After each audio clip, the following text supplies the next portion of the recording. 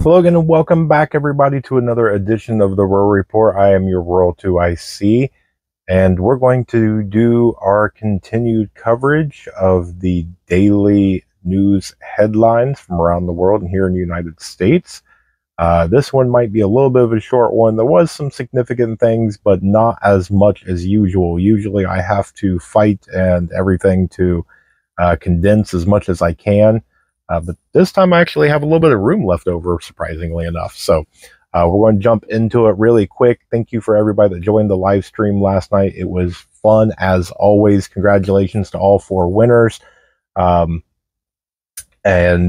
remember that we're going to do some games next week. So if you did not win last night or you was unable to tune in, no worries, no big deal. Just hang out with us next week.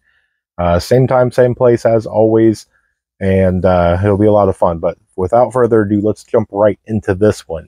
Hopefully, I'm going to be doing some not edgy, but usually not approved words and topics. So we'll see if I get my hand slapped on this one. So first thing is the Chinese media is reporting a new coronavirus variant dubbed the JN1. They are reporting that it is spreading rapidly around the globe as it has currently been discovered and confirmed in 12 different countries. What I find interesting is it looks like the current P resident was giving a speech at a pharmacy and was touting that the American taxpayers are helping to fund scientists and whatever else discover and educate and learn so that way they can make new things for new variants. So great timing. Next, it looks like NATO has come out and said that they would like to station F-16s in Romania. Russia then responded to that by giving out a strong warning that if they do so, Russia will consider Romania a part of the conflict. Now, interesting enough, NATO wants to put F-16s in Slovakia, and it turned out basically the same that Russia said, don't do that, because if you do, then they're going to be part of the conflict per us. And what both of them also have in common is they both have so far told NATO don't put F-16s here. So we'll see what that comes of that in the future. Next, looks like Mr. Zalinski has made a surprised, unannounced visit to Germany. So I decided to take a look into Germany, and one of the first things that popped up was there was a report came out by the German military, and it says that its defense industry currently produces about 3 military tanks a month. Do the quick math, that is less than 40 a year. So I decided to look into it, and from the last report I could find that they have about 200 current tanks in their military, and a little over half of them are usable, as I believe it was like 42% or whatever are not operational. Now, just an interesting thing, you know, here's a guy going around going, hey, help me, give me money, give me supplies, give me weapons. I don't think Germany is going to give you any tanks. So, moving on, it looks like the Houthis out of Yemen have fired and hit a container ship and have seized a second ship. So, they are continuing their naval assault in that. They have put out their threats. So far, they are backing up their threats. Now, even out of all the reports that we have done with all the hits, the seizing and all that other stuff, keep in mind, that is a very, very active naval area right there. There is a ton of cargo and oil and different things that go through there. So the amount that they are affecting is a very small, minute, but it's going to continue to build.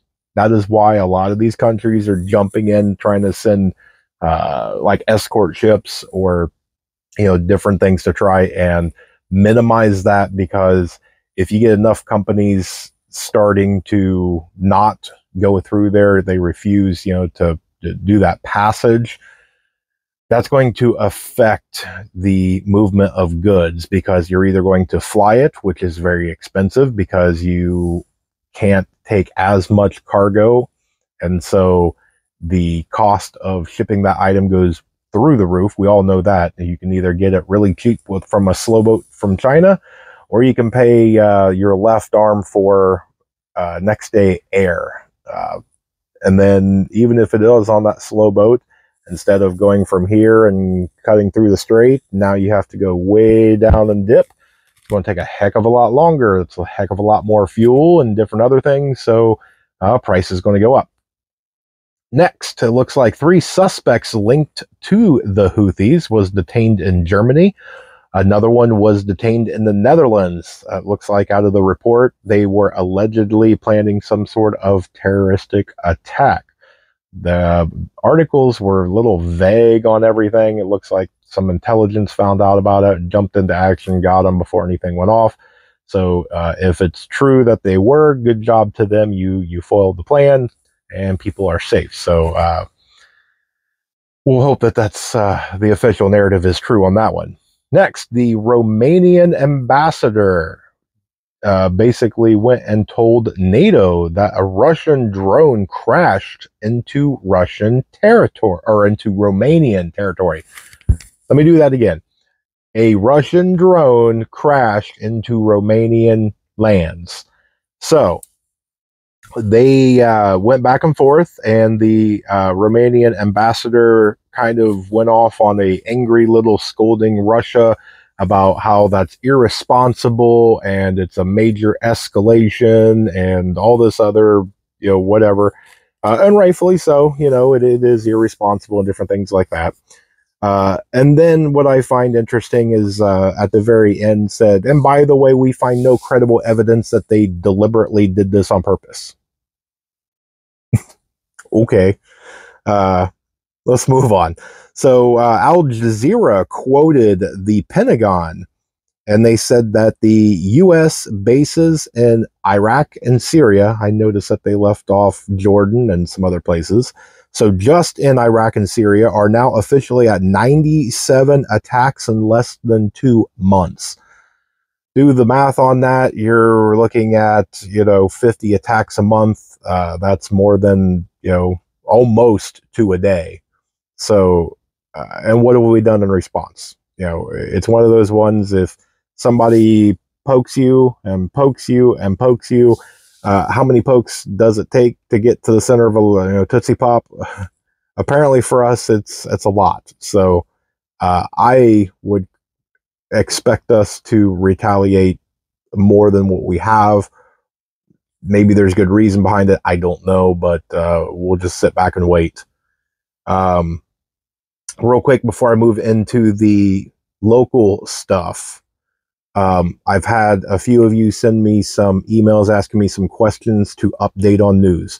A few days ago, I did the report saying that James O'Keefe came out and said that he was going to release something bringing down Elon Musk. There is nothing that I can find on that. So I don't know if something happened and he's not able to put it out, as quickly as he was going to. I don't know if it's paused, if it's stalled. I don't know. He could have been lying and making the whole thing up. I don't know. But I did check on it. I will continue to check on it. It is at my one of my note pages. When there's a story I want to follow up on, I write it down, so that way every day I can flip to it and see if there's any updates on it. I have not found anything. Next, I had somebody send me some stuff on, I think it was a Fox News clip about the ongoing cyber attacks. And they made, an interesting little thing in the clip where they see it in their perspective that China comes in, does the hack, they're in the system, but they don't do anything. And what it does is it positions themselves that if they move into Taiwan, that they can use that as leverage, stay out or we will do something, or they can go ahead and flip the switch, and therefore they can cause chaos and all sorts of things, and it's just bad news. Both of them are very, very, possible and maybe even probable. So it's something to keep your eye on. I think that there's going to more than likely be some sort of cyber event. There's too much going on, and I'm not a person that believes in coincidences. And so with all the stuff in the media, all the stuff on social media, all the stuff in the news, everything, you know, the movie that just came out, I mean, it's all over the place.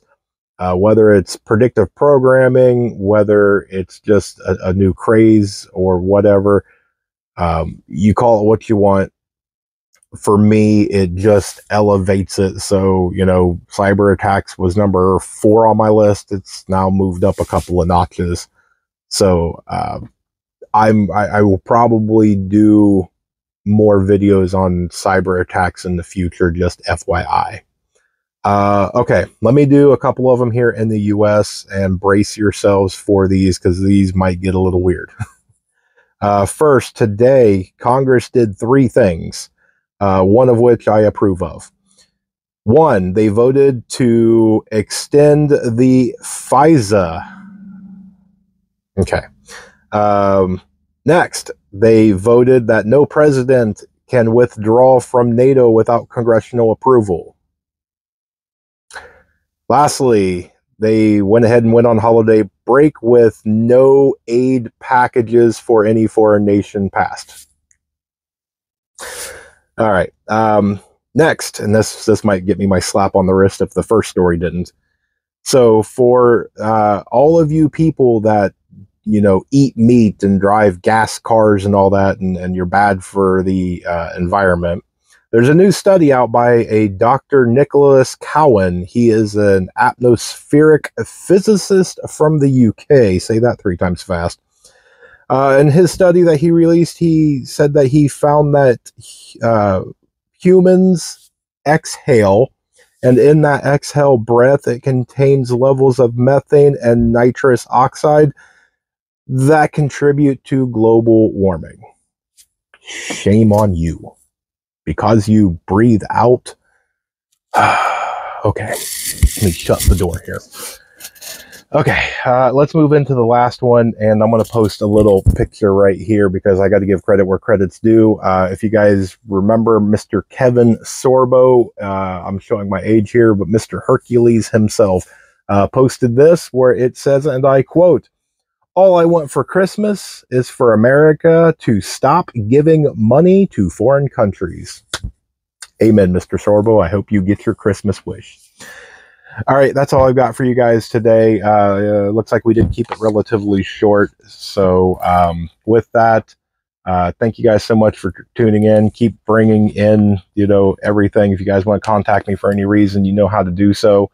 Again, congratulations to the winners. I'll see you guys next week, and there's going to be some more winners for the next one. With that, I'll tell you guys to stay tuned. More information to come. Remain united, because we're all prepping in this together.